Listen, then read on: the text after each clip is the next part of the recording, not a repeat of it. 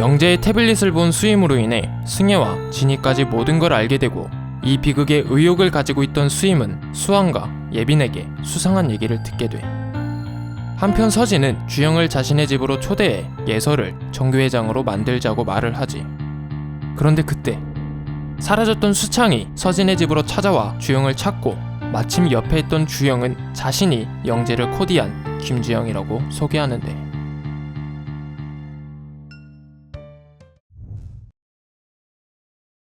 수창은 주영을 데리고 외진 곳으로 향하고 불안한 서진은 수창을 따라가게 돼.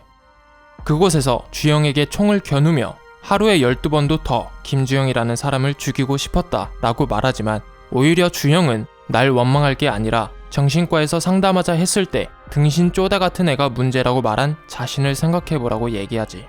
그 말에 수창은 주영을 죽이려 했지만 이제부터라도 아빠 노릇을 잘하고 싶다, 그리고 우리 집 하나로 끝내라고 협박을 하고 뒤따라온 서진에게 명주처럼 되고 싶지 않으면 당장 코디를 그만두라고 충고를 해준 뒤 다시 사라지게 돼.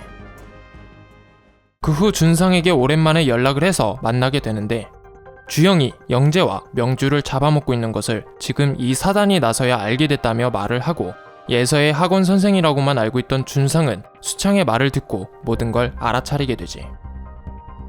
모든 걸 알게 된 준상은 그 여자 때문에 영재가 저렇게 된 거지 않냐, 당장 코디를 그만두라고 얘기를 해.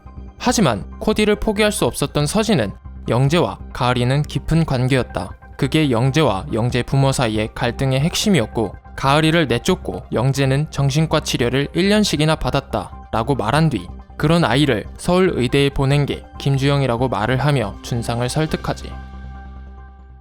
수임은 영재네가 왜 그렇게 불행해져야만 했는지 이 비극의 궁금증을 풀기 위해 승혜의 도움을 받게 돼. 승혜가 알려준 곳으로 향한 수임은 거기서 예서와 조선생은 만나지만 주영을 만나지 못하게 되지. 그래서 조선생에게 꼭 전달해 달라며 자신의 연락처를 주고, 조선생은 주영에게 수임의 연락처를 주는데, 주영은 수임의 직업, 학력, 가족관계, 취미, 사생활까지 샅샅이 찾으라고 말을 하지.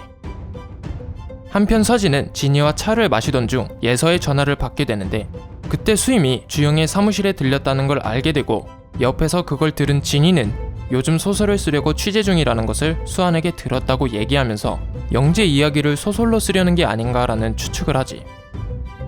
불안한 서진은 수임을 찾아가 영재 얘기로 소설을 쓰던 국을 끓여 먹던 상관없지만 주영은 절대 건들지 말라고 얘기를 해.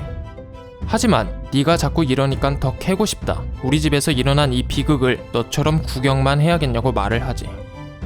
서진은 주영에게 수임이 영재 일기를 봤다고 말을 하는데, 그 말을 들은 주영은 당황을 하지만 걱정 말고 예서 선거에만 집중하라고 얘기를 해. 정교회장 선거에 몰두하던 해나는 갑자기 도훈한테 끌려가게 돼.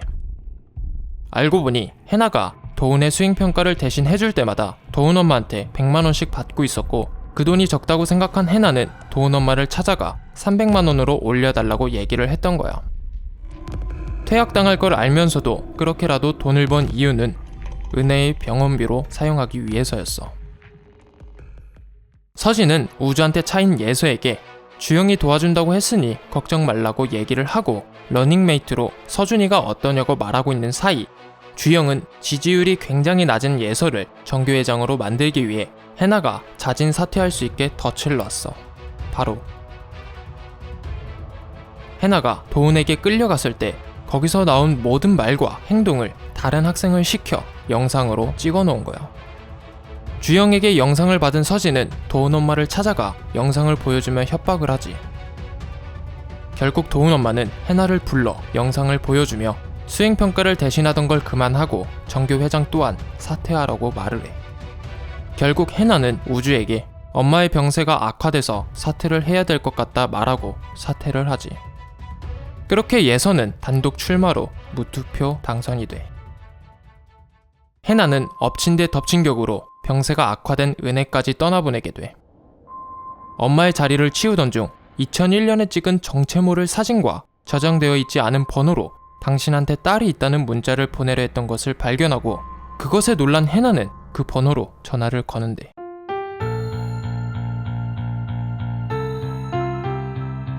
재미있게 보셨다면 구독, 좋아요 부탁드립니다. 부탁드립니다.